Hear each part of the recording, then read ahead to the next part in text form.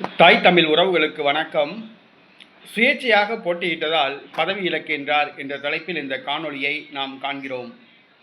சுயேட்சையாக போட்டியிட்டதால் பதவி இழக்கின்றார் என்ற தலைப்பில் இந்த காணொளியை நாம் காண்கிறோம். தமிழ்நாடு முன்னாள் முதலமைச்சர் ஓ பன்னீர்செல்வம் 3 முறை தமிழகத்தில் முதலமைச்சராக இருந்தவர்.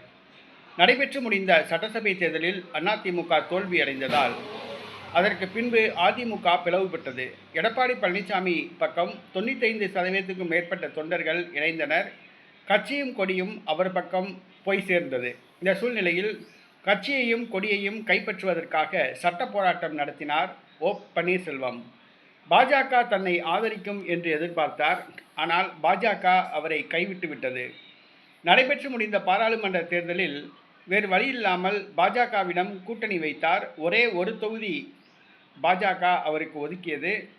தாமரை சின்னத்தில் போட்டியிடுமாறு வலியுறுத்தியது. ஆனால் அவர் சுயேட்சையாக ராமநாதபுரம் தொகுதியில் போட்டியிட்டு அவர் படுதோல்வி அடைந்தார். அதாவது அதிமுக வேட்பாளரை எதிர்த்து போட்டியிட்டு தோல்வியடைந்தார். இவர் அதிமுகவை சார்ந்தவர். 2021ஆம் ஆண்டு நடைபெற்ற தமிழக சட்டப்பேரவைத் தேர்தலில் அதிமுக சார்பில் போட்டியிட்டு சட்டசபை உறுப்பினராக உள்ளார். இந்த சூழ்நிலையில் அதிமுக வேட்பாளரை எதிர்த்து இவர் சுயேட்சையாக போட்டியிட்ட காரணத்தினால் இவருடைய பதவிக்கு ஆபத்து ஏற்பட்டுள்ளது. ஓ பன்னீர்செல்வத்தின் சொந்த ஊரான பெரியகுளத்தை சார்ந்த மிலானி என்பவர் 150 பக்கம் கொண்ட ஒரு அறிக்கையை சபாநாயகருக்கு அனுப்பியுள்ளார்.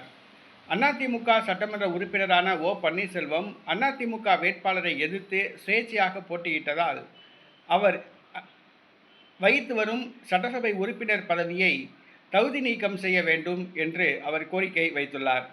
சபாநாயகர் அப்பாவு அவர்கள் பரிசீலித்து நடவடிக்கை எடுப்பதாக கூறியுள்ளார்.